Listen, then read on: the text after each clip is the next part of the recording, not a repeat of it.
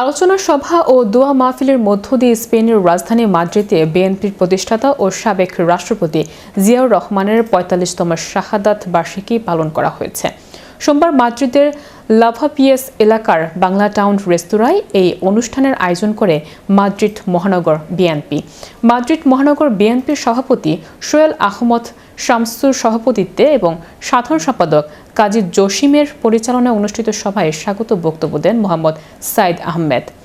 অনুষ্ঠানে প্রধান অতিথি হিসেবে বক্তব্য দেন স্পেন বিএনপির সভাপতি জামাল উদ্দিন মনির এবং প্রধান বক্তা হিসেবে বক্তব্য রাখেন স্পেন বিএনপির সাধারণ সম্পাদক রমিজ উদ্দিন।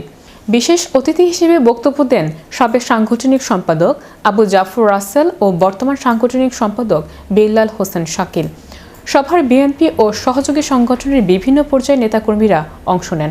মহানগর বিএনপি নেতৃবৃন্দের মধ্যে উপস্থিত ছিলেন সিনিয়র সহসভাপতি মহিউদ্দিন কবির, সিনিয়র যুগ্ম সাধারণ সম্পাদক দিন মোহাম্মদ, সাংগঠনিক সম্পাদক আনোয়ার পারভেজ, ফারুক শিকদার, রুবেল রানা, শাপিন মজুমদার, সাব্বির আহমেদ, রুহুল আমিন সেলিম ও আকিল আহমেদ প্রমুখ।